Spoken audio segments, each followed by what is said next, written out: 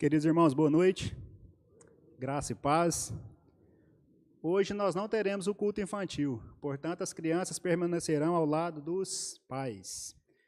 Por gentileza, abram suas Bíblias em Filipenses, a carta do apóstolo Paulo aos Filipenses, em seu primeiro capítulo, Filipenses 1, versículo 21. Leremos somente esse versículo, Filipenses 1, versículo 21.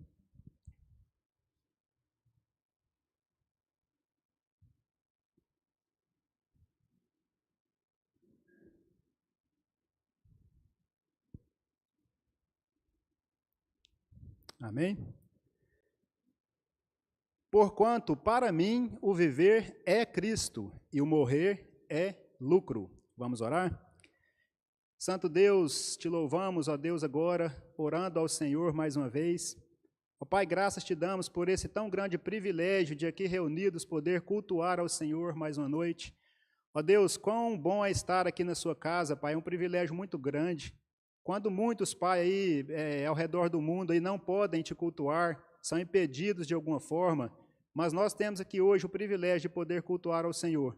E nós sabemos que isso é bênção para as nossas vidas.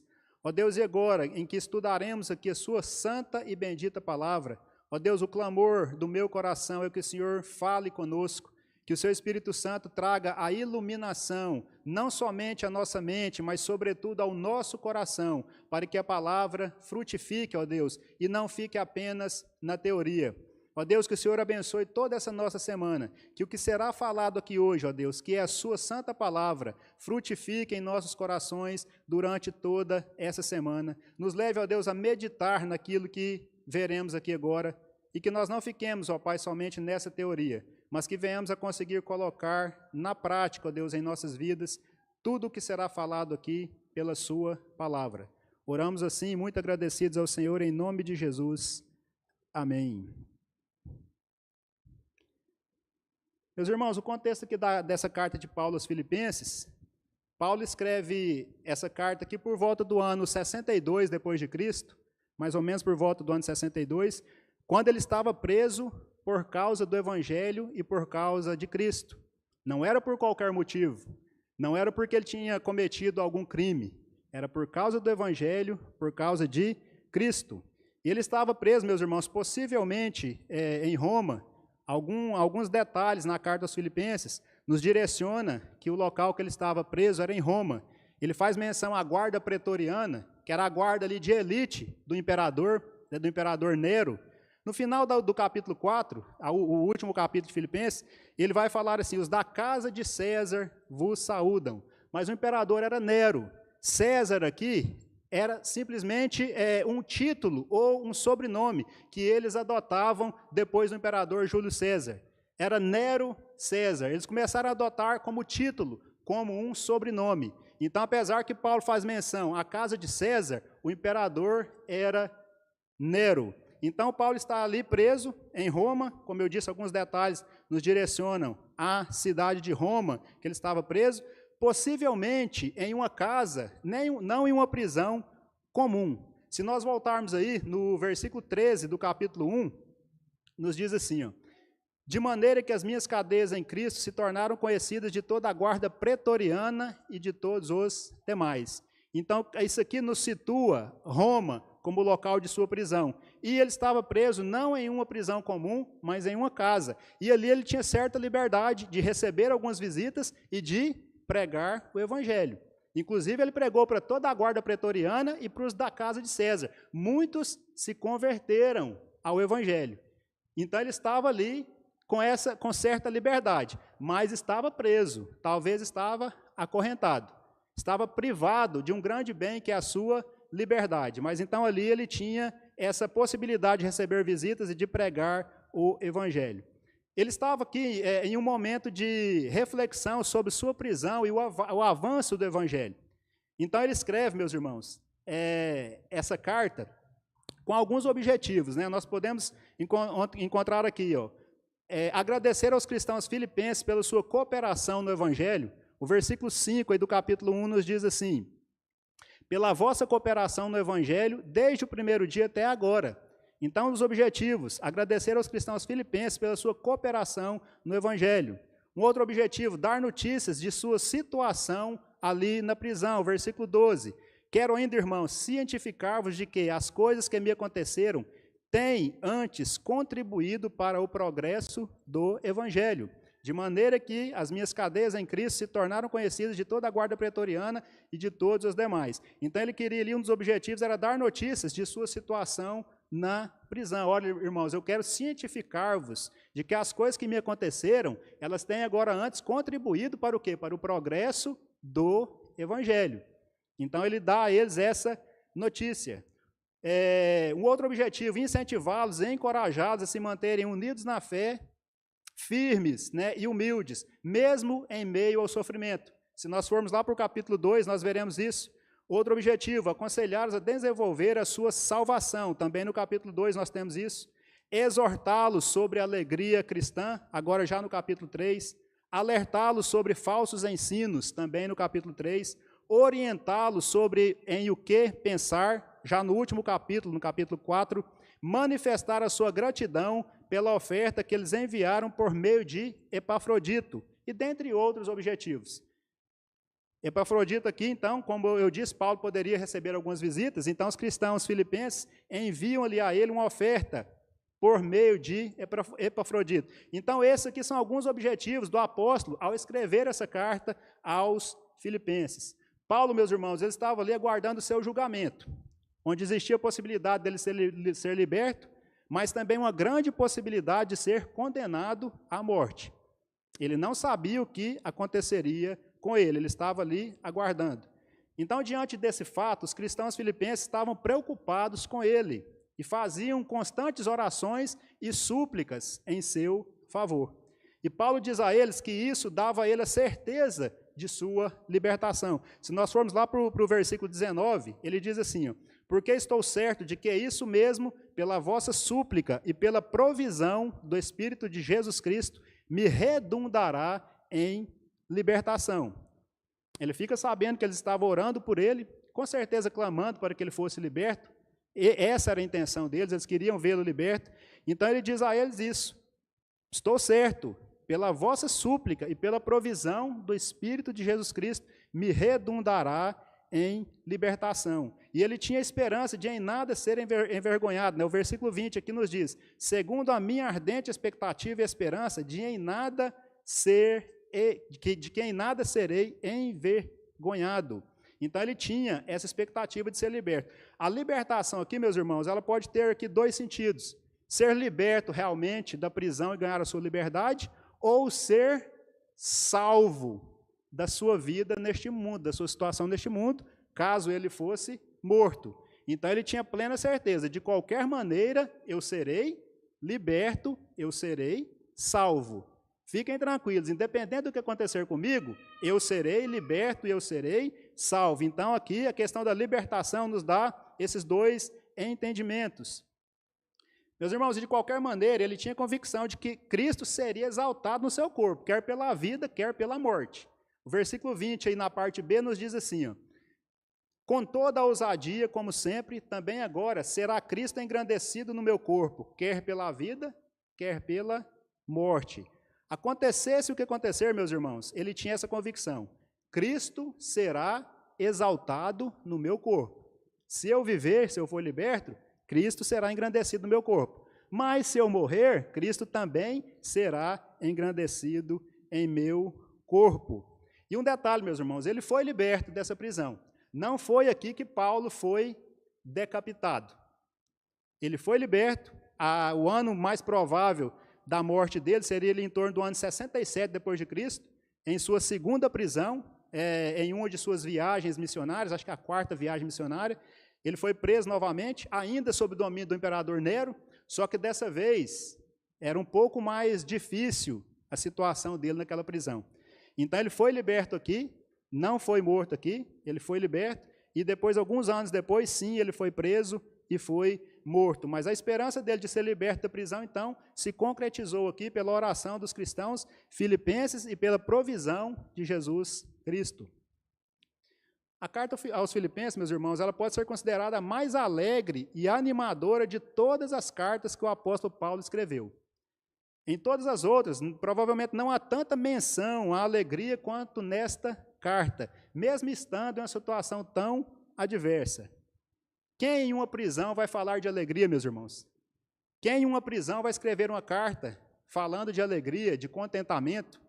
Talvez nós falaríamos de quê? De lamento, de tristeza, reclamaríamos da nossa situação, mas Paulo não. Preso, ele escreve uma das cartas mais animadoras de toda a Bíblia e de todas as outras que ele escreveu. É aqui uma das epístolas da prisão, né, conhecido como Epístola da Prisão, né, porque ele escreveu preso. Depois também, 2 Timóteo, ele escreve também quando estava preso. Mas nós podemos encontrar aqui, meus irmãos, em Filipenses, pelo menos 16 menções à alegria, 16 palavras que nos remetem à alegria. É muita coisa, meus irmãos, para alguém que se encontrava preso com a possibilidade iminente de ser morto. E é interessante que nessa carta ele não demonstra desespero, indignação, tristeza, mas alegria, contentamento em Cristo. Será que nós, numa situação dessa, demonstraríamos isso? Alegria, contentamento? Ou tristeza, lamentação? É para fazermos uma avaliação, meus irmãos. Eu, ao preparar a palavra, eu pensei, Senhor, misericórdia. Eu reclamo por coisa tão pequena,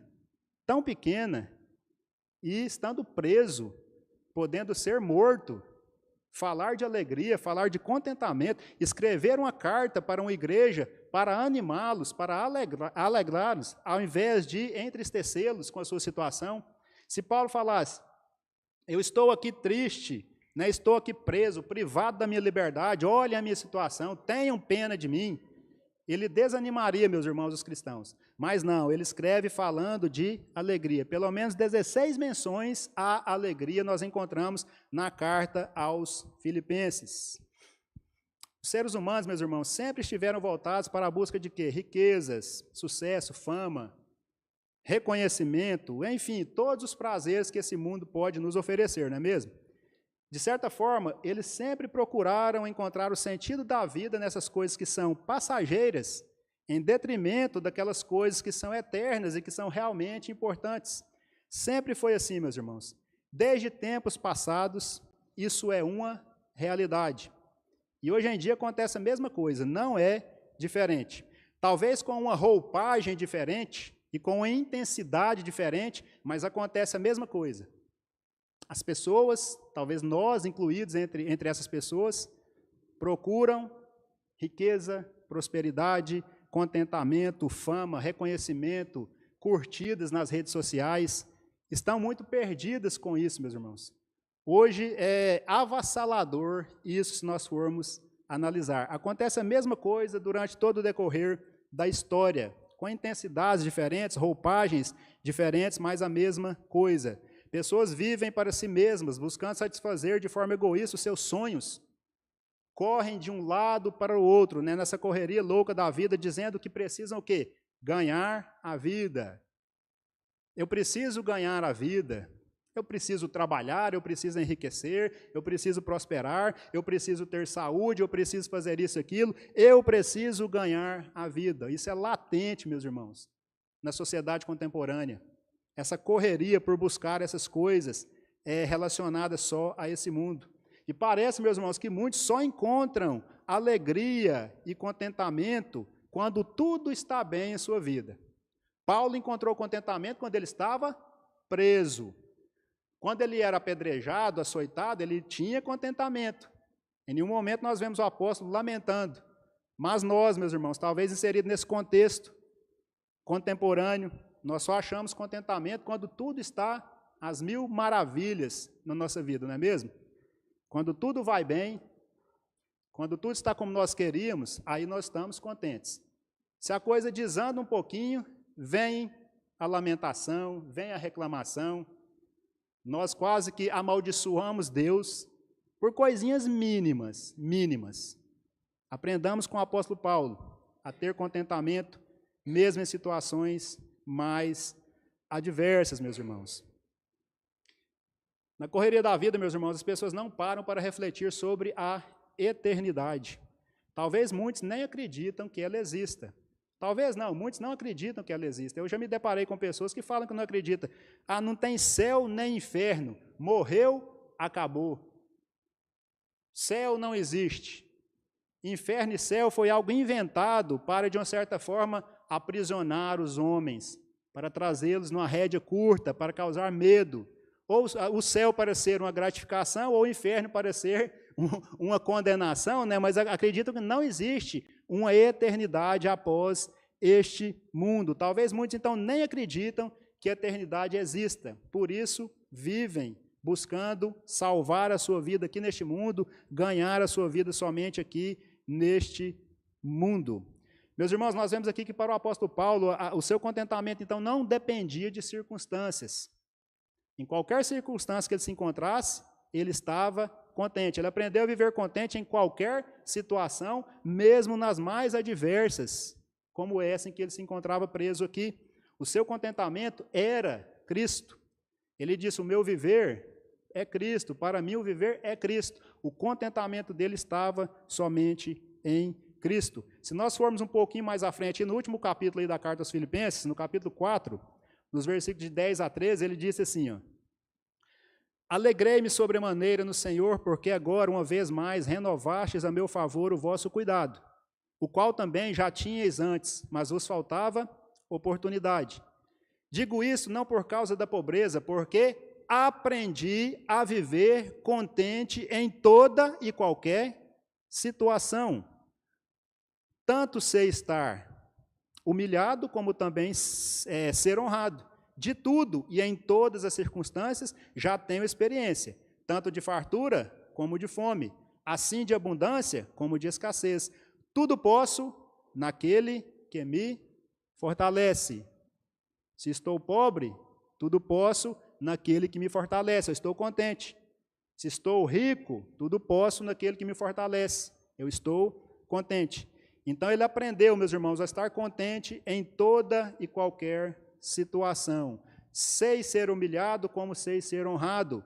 Tenho experiência de fartura como de fome, de abundância como de escassez. Aprendi a viver contente em toda situação.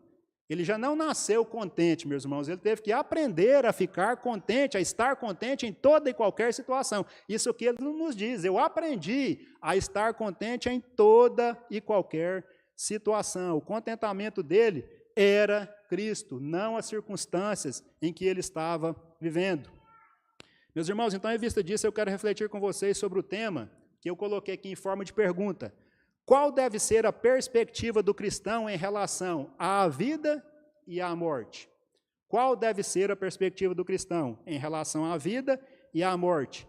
E para nós respondermos a essa pergunta, analisemos aqui o versículo 21, que nós lemos como texto base para a nossa reflexão de hoje. Nós temos aqui diante de nós uma das mais impressionantes declarações de toda a Bíblia, meus irmãos.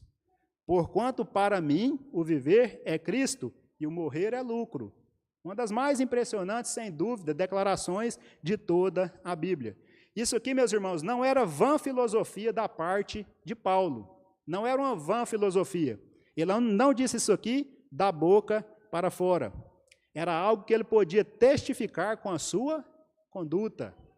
Quem convivia com ele via isso em sua conduta. Não era só da boca para fora, não era só vã filosofia. E Paulo, meus irmãos, o interessante é que ele parece dizer isso aqui com tanta naturalidade, né, sem demonstrar medo, mesmo diante da possibilidade de uma morte iminente. Quem, meus irmãos, faria isso? Diante de uma possibilidade de morte, dizer, para mim o viver é Cristo, o morrer é lucro, mas ele parece dizer com tanta naturalidade, sem demonstrar medo, mesmo diante da possibilidade de morte. Alguém, meus irmãos, que foi realmente alcançado por Cristo, consegue falar, pensar e agir dessa maneira. Somente alguém que teve o coração realmente regenerado pelo Evangelho, por Cristo, consegue falar isso aqui com naturalidade, como Paulo disse. Ele começa dizendo assim, meus irmãos, porquanto, né, ou porquê, pois. Essa palavra aqui faz ligação com o que ele disse antes. Nós lemos os versículos 19 e 20.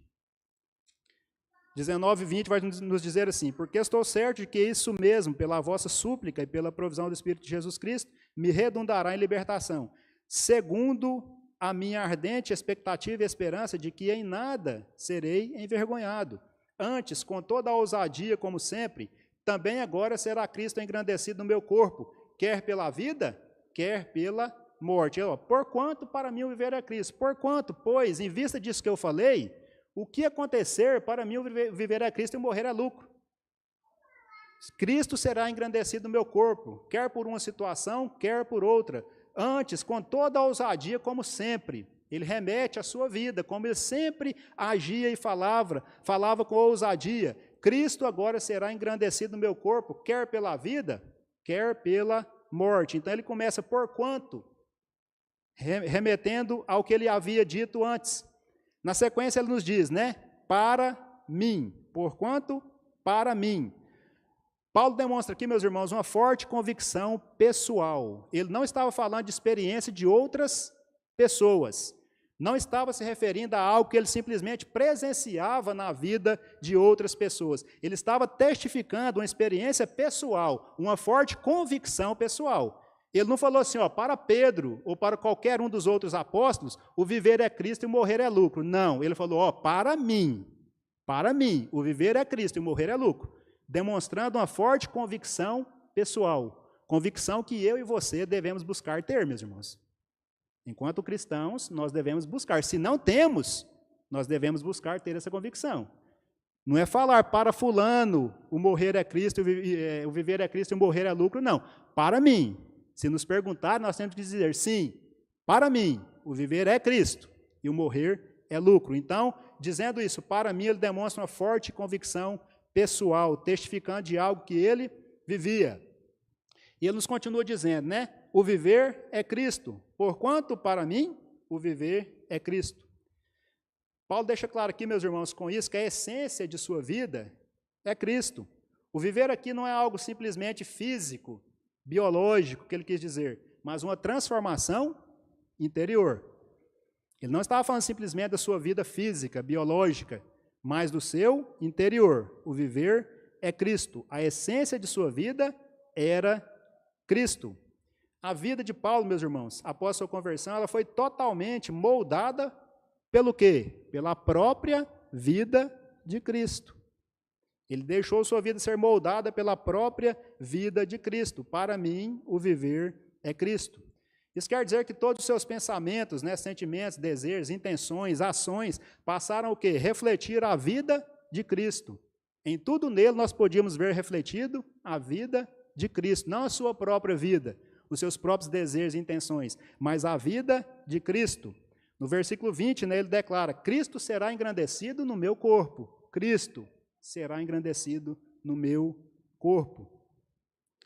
Meus irmãos, o viver é Cristo não é simplesmente aquilo que eu faço, mas acima de tudo aquilo que eu sou. Não é a vida física, biológica, mas o que é a nossa essência, é o interior, é o coração. Significa que a minha existência, a minha própria existência, a minha razão de ser, pensamentos, propósitos, anseios, desejos, devem estar intimamente ligados a Cristo. Se tudo em mim não estiver ligado a Cristo, eu devo ligar o sinal de alerta. O viver é Cristo quer dizer isso. Tudo em mim deve estar direcionado e intimamente ligado a Cristo. Não é, meus irmãos, a aparência, não é o exterior, mas uma transformação interior. Quem não passou por uma transformação interior, não adianta ter o exterior todo bonito, todo certinho. O viver é Cristo é uma transformação interior, onde a minha vida é o quê? Moldada pela própria vida de Jesus Cristo. Pela própria vida de Jesus Cristo. Paulo diz também, meus irmãos, falando aos Gálatas, no versículo 2, no capítulo 2, versículo 19, Gálatas 2, 19 e 20, ele diz assim, porque eu, mediante a própria lei, morri para a lei, a fim de viver para Deus. Estou crucificado com Cristo. Logo, já não sou eu quem vive, mas Cristo vive em mim. E esse viver que agora tenho na carne, vivo pela fé no Filho de Deus, que me amou e a si mesmo se entregou por mim. Meus irmãos, que coisa maravilhosa nós termos isso aqui para ler, meus irmãos. Porque eu, mediante a própria lei, eu morri para a lei, eu morri para as coisas desse mundo, a fim de quê? Viver para mim mesmo? Não, a fim de viver para Deus. Estou crucificado com Cristo. Logo, já não sou eu quem vive, mas Cristo vive em mim. Agora, o viver que eu tenho aqui na carne, eu vivo pela fé no Filho de Deus, que fez o quê? Me amou e a si mesmo se entregou por mim. Que coisa maravilhosa, meus irmãos. Isso aqui parte de alguém que realmente teve a sua vida transformada pelo poder do Evangelho, pelo poder de Jesus Cristo. Muitas pessoas dizem, né, a vida é curta, temos que aproveitá-la. A vida é curta, tem que aproveitar. Isso aqui vai passar rápido, então aproveite. Mas o que significa, meus irmãos, aproveitar a vida? Se o nosso viver, meus irmãos, não é Cristo, a nossa vida é inútil e sem sentido. Então, um cristão não tem que aproveitar a vida de acordo com o que as pessoas falam aí fora, não. O viver do cristão deve ser Cristo, senão a vida do cristão, ou daquele que se diz cristão, é inútil e sem sentido. Então, quando alguém falar a vida é curta, você tem que aproveitar. Vai estar querendo apontar para os prazeres deste mundo, né? Quando a gente ouve falar isso, é porque está apontando para os prazeres da carne. Aproveite, porque logo vai acabar. E o cristão, se não tomar cuidado, pode ser ludibriado por isso, meus irmãos. Então, aproveitar a vida, se o nosso viver não é Cristo, a nossa vida é inútil, sem sentido.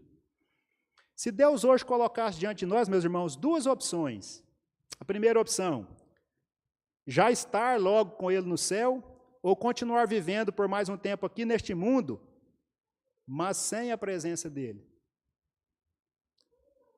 Vocês querem estar comigo aqui no céu? Ou vocês querem continuar vivendo mais tempo nesse mundo aqui, mas sem a minha presença? Meus irmãos, o triste é que muitos de nós, quem sabe a maioria, talvez se não todos, escolheria a segunda opção. Ficar por mais tempo aqui, aproveitando deste mundo aqui, mas sem a presença de Cristo. E por quê, meus irmãos? Para realizar um sonho que nós ainda não realizamos, fazer uma viagem que nós ainda não fizemos, conquistar riquezas e etc. Isso mostra o quê? Que a razão da nossa vida está direcionada, meus irmãos, para essas coisas passageiras.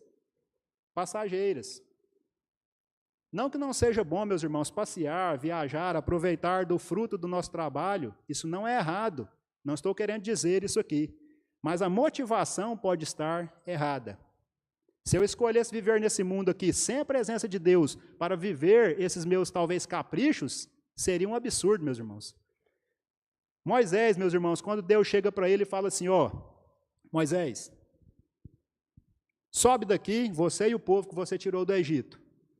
Eu vou mandar o anjo diante de vocês, eu vou tirar todos os povos de diante de vocês, e vocês vão para a terra prometida, a terra que emana leite e mel. Um pouco mais à frente ele fala assim, Moisés, mais um detalhe, eu não subirei no meio de vocês, porque vocês são povo de dura cerviz, vocês são povo obstinado, cabeça dura, e eu não vou com vocês para que, porventura, eu não vos consuma pelo caminho, porque vocês são de dura cerviz. Meus irmãos, Moisés vira para Deus e fala assim, Senhor, se a sua presença não for conosco, não nos faça nem mesmo subir deste lugar. Porque como saberemos que achamos graça aos teus olhos, não é porventura em andares conosco, com o teu povo? Que resposta de Moisés? Senhor, eu não quero a terra prometida se o Senhor não for conosco. Não nos faça nem mesmo sair deste lugar, nós ficaremos aqui se a sua presença não for conosco. É como se Moisés dissesse assim, Senhor, nós somos de dura cerviz mesmo, mas mesmo que o Senhor nos consuma, nós queremos que o Senhor vá conosco. Mas nós não queremos ficar sem a sua presença. A terra prometida não é melhor que a sua presença. Se o Senhor não vai conosco, não nos faça subir deste lugar. Nós não queremos, nós ficaremos aqui. Será que nós, meus irmãos, diante de uma proposta dessa, como seria a nossa resposta? Analisemos. Talvez se Deus chegasse para nós e falasse, ó, eu vou dar a vida que vocês querem aqui. Vocês não terão mais doença, mais sofrimento. Vocês viverão aqui eternamente com saúde. Eu vou tirar tudo de ruim deste mundo e vocês ficarão aqui. Mas um detalhe, eu não estarei mais com vocês aqui neste mundo. Ah, meus irmãos, quem sabe escolheríamos, Senhor, pode ir. Nós ficamos aqui com as bênçãos. Meus irmãos, é sério, é sério. A resposta de Moisés foi, Senhor, se o Senhor não vai conosco, eu não quero terra prometida. Eu não quero terra que mana leite e mel. Nós queremos a sua presença conosco. Ainda que nós não alcancemos a terra prometida pela nossa obstinação e o Senhor vai ter que nos matar no caminho. Mesmo assim, nós queremos a sua presença. Meus irmãos, que vergonha para nós, meus irmãos. Talvez escolheríamos realmente essa segunda opção de ficar aqui para realizar caprichos e não íamos querer a presença de Deus. Davi, meus irmãos, no Salmo 51, no versículo 11, ali no Salmo de arrependimento, depois de pecar com Batseba, o profeta Natã vem até ele para exortá-lo, para repreendê-lo. Então ele faz um salmo de confissão e arrependimento. No versículo 11 ele fala assim, Senhor, não me repulses da sua presença, nem retires de mim o teu espírito. Ele não pediu para que Deus não retirasse dele o reino, os bens, a fama que ele tinha. Ele pediu para que Deus não retirasse dele a presença e o seu espírito. Será que pediríamos a mesma coisa? Ou pediríamos para que ele não tirasse o reino, mas tirasse a presença dele, meus irmãos? Exemplos para nós, para que nós reflitamos. Nós, às vezes, cantamos cânticos, né, que dizem aí, eu dou a vida, eu entrego. Tem um cântico que fala assim, tudo eu daria, não importaria o que tem que passar, o que tem que esperar, tenho fome de ti. Nós cantamos muitas músicas, muitos cânticos desse jeito, mas isso às vezes não reflete a realidade daquilo que nós vivemos, meus irmãos. Na verdade, nós não somos capazes nem de abrir mão de pequenas coisas, quanto mais da nossa vida. Então, às vezes nós cantamos, né, de uma forma até bonita, mas e a realidade? Será que é essa mesmo? Muitas vezes, não, meus irmãos, não. Nós somos, meus irmãos, hedonistas. Hedonistas são aqueles que querem o bem-estar e o prazer acima de tudo. Acima de tudo. Isso é o hedonismo. Então, nós somos hedonistas. Nós queremos o bem-estar e o prazer acima de tudo. Para nós, o nosso viver, às vezes, não é Cristo. Somos nós mesmos. Tudo é para mim, tudo é por mim. O meu viver sou eu mesmo e não Cristo. Família, trabalho, lazer, viagens, tudo é para nós. O nosso viver acaba sendo nós mesmos. O viver do apóstolo Paulo estava direcionado para a pessoa de Cristo, somente para a pessoa de Cristo. Cristo era o centro da sua vida, razão do seu ministério, fonte da sua alegria, motivação da sua existência. Para ele, tudo girava em torno de Jesus. E para nós, às vezes, tudo gira em torno de nós mesmos. Ele queria viver aqui no corpo, meus irmãos, para gerar o quê? Frutos para Cristo. Não para satisfazer os seus desejos. Ele queria gerar frutos para Cristo, para contribuir com o desenvolvimento da fé dos cristãos, para levar esses cristãos ao quê? Se contentarem em Cristo. Se nós lermos aqui dos versículos 22 a 23, 26, ele disse assim para os cristãos filipenses, entretanto, se o viver na carne traz fruto para o meu trabalho, já não sei o que hei de escolher. Ora, de um e outro lado estou constrangido, tendo o desejo de partir e estar com Cristo, o que é incomparavelmente melhor, mas por vossa causa é mais necessário permanecer na carne. E convencido disto, estou certo de que ficarei e permanecerei com todos vós para o vosso progresso e gozo da fé, a fim de que aumente, quanto a mim, o motivo de vos gloriardes em Cristo Jesus, pela minha presença de novo convosco. Então, ele queria sim viver, meus irmãos, mas para gerar frutos para Cristo, para propagar o Evangelho. Nesse caso aqui, para ainda continuar ajudando os cristãos filipenses a crescerem no Evangelho. Meus irmãos, por isso Paulo ele considerou, né, tudo o que ele teve antes de se converter como refúgio. Para o quê? Para ganhar a Cristo. Se nós formos aí para o capítulo 3, os versículos 7 e 8 do capítulo 3 nos diz assim, mas o que para mim era lucro, isto considerei perda por causa de Cristo. Sim, deveras considero tudo como perda, por causa da sublimidade do conhecimento de Jesus, de Cristo Jesus, meu Senhor, por amor do qual perdi todas as coisas, e as considero como refúgio para ganhar a Cristo. Então ele considerou tudo que ele tinha antes, toda a fama, toda a riqueza que ele tinha, todo o prestígio, todas as suas prerrogativas, tudo como perda, mas por um motivo sublime, para ganhar a Cristo, não era para fazer a sua própria vontade. Meus irmãos, aí por último ele nos diz, né? E o morrer é lucro. Porquanto para mim o viver é Cristo e o morrer é lucro. Meus irmãos, ele parece dizer isso aqui com tanta naturalidade, sem demonstrar, né, medo, mesmo diante da possibilidade de uma morte iminente. E ele está se referindo aqui, meus irmãos, à morte natural mesmo, ao fim dessa existência física, ao fim desse corpo. A palavra grega que ele usa aqui, para a palavra lucro, é a mesma palavra que eles usavam em transações comerciais e tinha o sentido de ganho e vantagem, que é a palavra, acho que, kerdos. Ele usa um termo para que eles entendessem que a morte era ganho, era vantagem. Então, ele usa um termo que eles usavam em transações comerciais, para eles entenderem a mensagem, que a morte era lucro, ganho, né, vantagem. Então, lucro aqui significa uma recompensa muito maior do que qualquer coisa que este mundo tem a nos oferecer. Mas quem em sã consciência, meus irmãos, consideraria a morte como vantagem? Quem no seu juízo perfeito e normal consideraria a morte como vantagem? O que levaria uma pessoa em sã consciência a considerar a morte como lucro? Mas Paulo aqui, apesar de preso, não estava louco, meus irmãos, ele estava em sua sã consciência, em pleno juízo. E ele disse que a morte para ele era lucro. Quem de nós, em sã consciência, vai ter a coragem de dizer isso, meus irmãos? Diante da possibilidade de uma morte, meus irmãos, nós fazemos de tudo para preservar a nossa vida, isso é natural. Diante de um diagnóstico de um médico, de uma doença séria, nós queremos lutar contra aquela doença para preservar a nossa vida. Isso é mais que natural, isso acontece. Mas não havia aqui da parte de Paulo, meus irmãos, quando ele considera a morte como lucro, não havia da parte dele um desejo suicida, não. Ele não estava aqui desejando a morte. É bom que isso fique bem claro, Paulo não tinha um desejo suicida, não estava desejando a morte. Mas ele tinha a plena certeza de que a morte o levaria imediatamente à presença gloriosa de Cristo, né? Ele tinha convicção de que a morte não é o fim, como muitos pensam, mas uma passagem para uma união ainda mais profunda com Cristo, o que é incomparavelmente melhor, como ele nos disse aqui.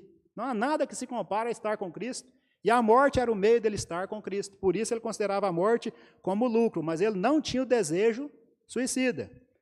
Ele sabia, meus irmãos, que todo o sofrimento causado pelo grande mal chamado pecado teria um fim, caso ele morresse. Por isso ele considerava também a morte como lucro. Veja o versículo 23 aí, né? O que ele nos diz no versículo 23. Ora, de um e outro lado estou constrangido, tendo o desejo de partir e estar com Cristo, o que é incomparavelmente melhor. Ele falou, não tem nada que vocês possam pensar que é melhor do que partir e estar com Cristo. Tudo que é aqui de sofrimento, talvez ele pensou, o espinho na carne que ele tinha vai ter fim, vai acabar, então tudo é incomparavelmente melhor estar com Cristo. Ele veria Cristo, então, face a face. Para Paulo, meus irmãos, o viver nesse mundo era o meio de servir a Cristo e o morrer era o meio de estar com Cristo, de forma plena e gloriosa.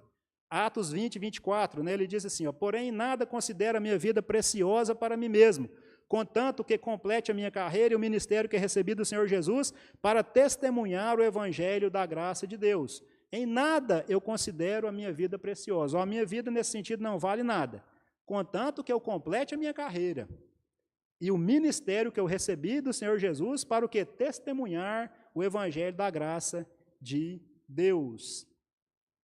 Nós temos a tendência, meus irmãos, de analisar a diferença entre a vida e a morte como sendo a diferença daquilo que é bom e daquilo que é mal, né, ou ruim. Mas Paulo não via dessa forma. Ele via a diferença entre aquilo que é bom e aquilo que é melhor. Não entre aquilo que é bom e aquilo que é ruim. Ele via a diferença entre aquilo que é bom e aquilo que é melhor. Viver é bom, mas morrer é melhor, porque eu estarei com Cristo. Humanamente falando, a morte realmente parece perda. Isso aí é fato, meus irmãos. Humanamente, a morte parece perda, mas Paulo, ele enxergava além dessa vida. Meus irmãos, eu creio que ninguém, né, gosta de falar sobre a morte. Infelizmente, a maioria das pessoas, quem sabe todas, são influenciadas pela filosofia existencialista, que direciona a atenção somente para a existência humana aqui nesse mundo. O foco é o ser humano, sempre. Seus desejos, anseios, objetivos, realizações, enfim, todas as suas experiências neste mundo. Isso é o existencialismo, e nós, infelizmente, nós somos influenciados por isso. O foco é só aqui nesse mundo. De acordo com essa filosofia, o que importa é a nossa vida aqui e agora. Só o que acontece aqui e agora, depois não importa. E, infelizmente, nós somos influenciados por isso. Diante, então, aqui da pergunta, o que é melhor, viver ou morrer? Com certeza, por unanimidade, a resposta será viver. Né? Viver é melhor. E sim, meus irmãos, viver é muito bom. Entenda-se viver para Cristo. É muito bom.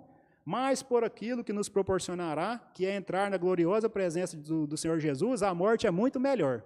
Estranho, né? Falar que a morte é muito melhor do que viver, mas por isso que ela pode nos proporcionar a um cristão verdadeiro, ela é muito melhor nesse sentido.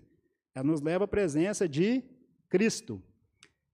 A morte, meus irmãos, não é o fim como muitos pensam. Quando nós fecharmos os nossos olhos aqui, nesse mundo, nós os abriremos imediatamente na santa presença de Jesus Cristo. E não será só por um momento, meus irmãos. Será por toda a eternidade. Não será passageiro, meus irmãos. Será eterno. Paulo sabia disso. O pastor e missionário Ashbel Green Simonton, que é o pastor estadunidense, norte-americano, que trouxe o presbiterianismo para o Brasil, né? Trouxe para nós o presbiterianismo, e o pastor John MacArthur, que morreu agora mais recentemente, eles tinham convicção disso, meus irmãos, que a morte não é o fim, que tudo será ali eterno, não será passageiro. Eles tinham convicção disso. Tanto que Simonton disse assim, ó, amanhã, quando eu acordar, Deus estará comigo. Se acaso eu não acordar, eu estarei com Ele. Se eu acordar amanhã, eu estarei com Cristo. Caso eu morra durante a noite e não acorde, eu estarei com Ele. Ele tinha plena convicção disso. MacArthur disse, tudo que a morte pode fazer a um crente é entregá-lo a Jesus, simplesmente isso. Então, eles tinham essa plena convicção que Paulo tinha, que a morte era lucro. Amanhã, quando eu acordar, Cristo estará comigo. Se acaso eu não acordar, eu estarei com Ele. Tudo que a morte pode fazer a um crente é entregá-lo a Jesus.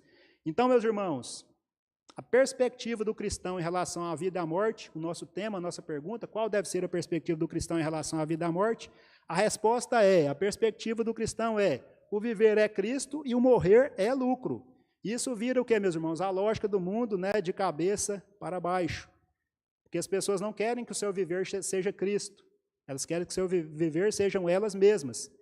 E quem considera a morte como lucro? Isso vira a lógica do mundo de perna para o ar, de cabeça para baixo. Para aquele cujo viver é Cristo, meus irmãos, há esperança em qualquer circunstância, independentemente do que acontecer. Ele tem a promessa e a garantia de uma eternidade de glória. Em Romanos 14:8, Paulo disse, porque se vivemos, para o Senhor vivemos, se morremos, para o Senhor morremos. Quer, pois, vivamos ou morramos, somos do Senhor. Aconteça o que acontecer, se eu viver, se eu morrer, nós somos do Senhor. E em 1 Coríntios 15:19, ele diz, se a nossa esperança em Cristo se limita apenas a esta vida, nós somos os mais infelizes deste mundo, o mais infeliz de todos os homens. Às vezes a nossa esperança está se limitando a Cristo apenas nessa vida, para aquilo que nós queremos, para os nossos desejos. Se assim está sendo, nós somos os mais infelizes e miseráveis de todos os homens, porque a nossa esperança não pode se limitar somente a esta vida. A esperança é eterna. Meus irmãos, aquele mesmo homem que disse que para ele o viver era Cristo e o morrer era lucro, em outra situação, em que agora ele estava preso novamente, como eu falei no início, e agora ele tinha certeza de que ele iria morrer, agora ele tinha certeza que o imperador Nero mandaria decapitá-lo. Ele estava preso novamente ali, aí ele escreveu ali, durante essa prisão, a sua segunda carta a Timóteo, em 2 Timóteo 4:6-8, ele disse assim, ó, quanto a mim, estou sendo já oferecido por libação, e o tempo da minha partida é chegado. Agora ele não fala, eu tenho a expectativa de ser liberto. Não, o tempo da minha partida é chegado, eu sei que eu vou morrer. Combati o bom combate, completei a carreira, guardei a fé. Já agora a coroa da justiça me está guardada, a qual o Senhor, reto juiz, me dará naquele dia, e não somente a mim, mas a todos quantos amam a sua vinda. Olha, agora eu sei que está próxima a minha partida. Daqui eu não saio vivo. Mas eu combati o bom combate, eu completei a carreira, eu guardei a fé. Sei que agora a coroa da justiça me está guardada. O justo juiz me dará, a mim e a todos quantos amam a sua vinda. Teve um missionário, meus irmãos, o Jim Elliot, ele foi enviado, na verdade ele quis ir aos índios no Equador há muito tempo atrás, esses índios eram muito perigosos, e ele foi ali para evangelizá-los, E mesmo eles dizendo a ele que era um perigo, que ele corria risco de vida se ele fosse ali, mesmo assim ele quis ir para evangelizar esses índios. E ele disse duas frases que nos direcionam à convicção que o apóstolo Paulo tinha. Ele disse assim, ó, quando chegar a hora de morrer, certifique-se de que tudo que você tem a fazer é morrer. E não é tolo aquele que abre mão do que não pode reter para ganhar aquilo que ele não pode perder. A mesma convicção que o apóstolo Paulo tinha, meus irmãos. Quando chegar a hora de morrer, certifique-se de que a única coisa que você tem a fazer é morrer. Você não tem que fazer mais nada como cristão. Paulo aqui disse isso. A minha partida está chegando, mas eu combati o bom combate, completei a carreira e guardei a fé. Não há mais nada que eu preciso fazer, eu posso morrer. Ele certificou que a única coisa que ele tinha para fazer era morrer. E ele disse, agora eu sei que a coroa da justiça me está guardada, a qual ele dará, né, a todo cristão, a todo aquele que o ama. Então, como Jim Elliot disse aqui, né, não é tolo aquele que abre mão daquilo que não pode reter, que é a vida, para ganhar aquilo que ele não pode perder, que é a salvação, que é a vida eterna. Meus irmãos, rapidamente agora algumas aplicações práticas para nós em vista aqui de tudo isso aqui que foi mencionado. Uma primeira aplicação, a centralidade de todas as áreas de nossa vida deve ser Cristo. Todas as áreas de nossa vida devem ter como centro Cristo, área espiritual, familiar, profissional, escolar, acadêmica, etc. Todas as áreas, não se excetua nenhuma aqui, não se exclui nenhuma. Todas as áreas da nossa vida devem ter como centro Cristo. Uma segunda aplicação, devemos viver com propósitos eternos, não gastar a nossa vida correndo atrás de bens, sucesso e reconhecimento, dessas coisas que perecerão. Devemos viver com propósitos eternos, de olho na eternidade. Uma terceira aplicação, devemos viver contentes e ter esperança, mesmo em meio ao sofrimento. Nossa alegria, meus irmãos, deve estar em Cristo, deve ser Cristo e não nas circunstâncias que nos cercam. Então, nós devemos viver contentes e ter esperança, mesmo em meio ao sofrimento, não é só quando tudo estiver bem, não. Quarta e última aplicação, não devemos temer a morte. Agora que aperta, né, um pouquinho. Nós não devemos temer a morte. Ela não é, meus irmãos, o fim, mas o começo de uma vida gloriosa na presença de Cristo e por toda a eternidade. Portanto, ela é lucro e não prejuízo. Então, nós não devemos temer a morte. Então, essas quatro, meus irmãos, aplicações aqui para nós. E já concluindo aqui, meus irmãos, o morrer é lucro somente para aqueles cujo viver é Cristo. O morrer é lucro somente para aqueles cujo viver é Cristo. Caso contrário, o morrer, então, é prejuízo. Mas para aqueles cujo viver é Cristo, o morrer é lucro. Meus irmãos, mas eu sei, né, nós sabemos que isso não é algo que acontece como que por um passe de mágica, né, de forma instantânea. Isso é uma decisão, meus irmãos, diária. Viver para Cristo, o nosso viver ser Cristo é uma decisão diária, uma luta constante contra a nossa natureza pecaminosa. A cada dia lutar para o quê? Para negar a nós mesmos. A cada dia lutar contra o pecado que tão de perto nos assedia. Meus irmãos, então que Deus nos abençoe e nos conceda graça, meus irmãos, para termos a forte convicção de que a essência de nossa vida deve ser Cristo e de que a morte não é perda, mas lucro. Amém? Vamos orar?